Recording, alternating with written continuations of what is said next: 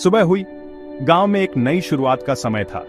हर तरफ एक नई ऊर्जा और ताजगी का एहसास हो रहा था। चिड़ियों ने गाना शुरू किया। उनकी चहचहाहट ने पूरे गांव को जीवंत कर दिया। ऐसा लग रहा था जैसे वे भी इस नई सुबह का स्वागत कर रही हों। सूरज की किरणें धीरे धीरे फैलने लगी। उनकी सुनहरी रोशनी ने गांव के हर कोने को रोशन कर दिया। यह दृश्य मन को मोह लेने वाला था। गांव की सुबह कितनी सुहानी थी। हर तरफ शांति और सुकून का माहौल था। लोग अपने अपने कामों में व्यस्त हो रहे थे। गीता उठी और अपने काम में लग गई। वह हमेशा की तरह अपने दिन की शुरुआत जल्दी करती थी। उसके लिए यह एक सामान्य दिन था, लेकिन हर दिन की तरह खास भी। वह गायों को चारा देने लगी। गीता को अपने पशुओं से बहुत लगाव था। वह उन्हें अपने परिवार का हिस्सा मानती थी और उनकी देखभाल में कोई कसर नहीं छोड़ती थी। फिर वह अपने छोटे भाई के साथ खेलने लगी। गीता और उसका भाई एक दूसरे के बहुत करीब थे। वे साथ में खेलते, हंसते और एक दूसरे का साथ देते थे। गीता बहुत ही मिलनसार और हंसमुख थी। उसकी मुस्कान से हर कोई प्रभावित होता था। गांव के लोग उसे बहुत पसंद करते थे। गीता के बाल लंबे और काले थे। उसकी आंखें चमकदार थीं। उसकी सुंदरता और सादगी ने उसे और भी खास बना दिया था। वह हमेशा खुश रहती थी। उसकी हंसी और खुशी ने पूरे गांव को रोशन कर दिया था। उसकी सकारात्मकता से हर कोई प्रेरित होता था। गीता को अपने गांव से बहुत प्यार था। वह अपने गांव की हर चीज को संजोती थी। उसके लिए गांव ही उसकी दुनिया था। वह यहाँ अपने परिवार के साथ रहती थी। उसका परिवार उसके लिए सब कुछ था। गीता के जीवन में परिवार का बहुत महत्व था और वह उनके साथ हर पल का आनंद लेती थी। उसी दिन गांव में एक नया मेहमान आया। उसका नाम रमेश था। रमेश एक युवा और उत्साही व्यक्ति था जो शहर में पला बढ़ा था। वह अपने गांव के बारे में बहुत कुछ सुन चुका था, लेकिन कभी वहां जाने का मौका नहीं मिला था। इस बार उसने तय किया कि वह अपने दादाजी से मिलने गांव जाएगा। वह शहर से आया था। शहर की चकाचौंध और भीड़भाड़ से दूर गांव की शांति और सादगी उसे बहुत आकर्षित कर रही थी। रमेश ने सोचा कि यह यात्रा उसके लिए एक नई शुरुआत होगी, जहां वह अपने जड़ों से जुड़ सकेगा। रमेश को अपने दादाजी से मिलने का बहुत मन था। दादाजी ने हमेशा उसे गांव की कहानियां सुनाई थी और अब वह उन कहानियों को खुद जीने का मौका पा रहा था। वह सोच रहा था कि दादाजी उसे देखकर कितने खुश होंगे।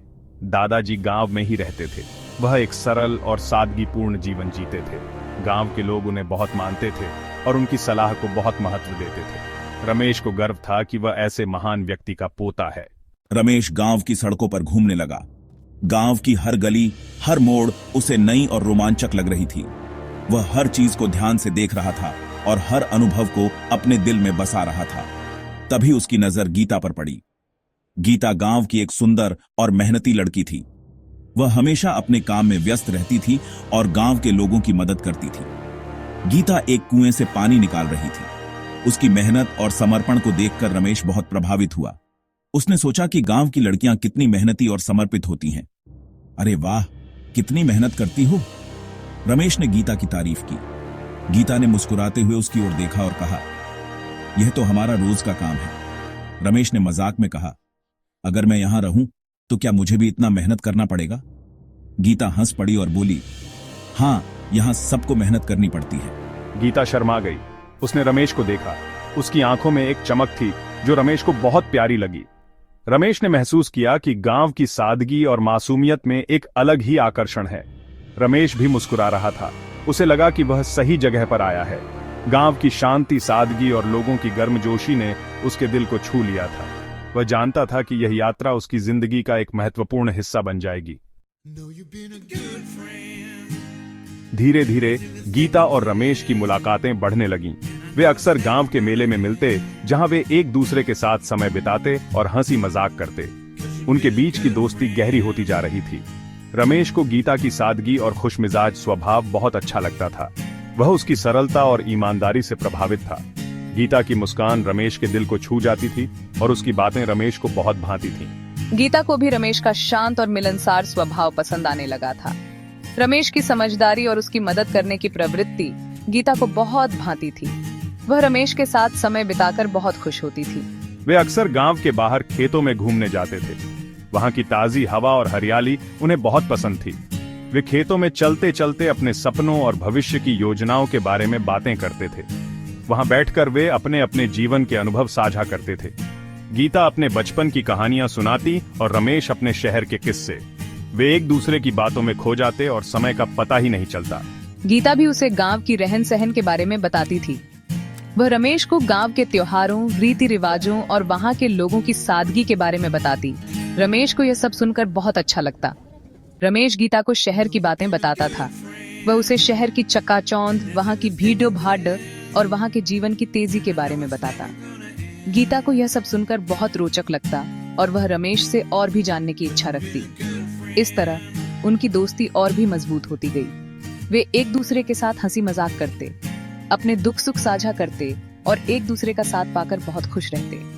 उनकी दोस्ती की यह शुरुआत एक खूबसूरत सफर की ओर इशारा कर रही थी।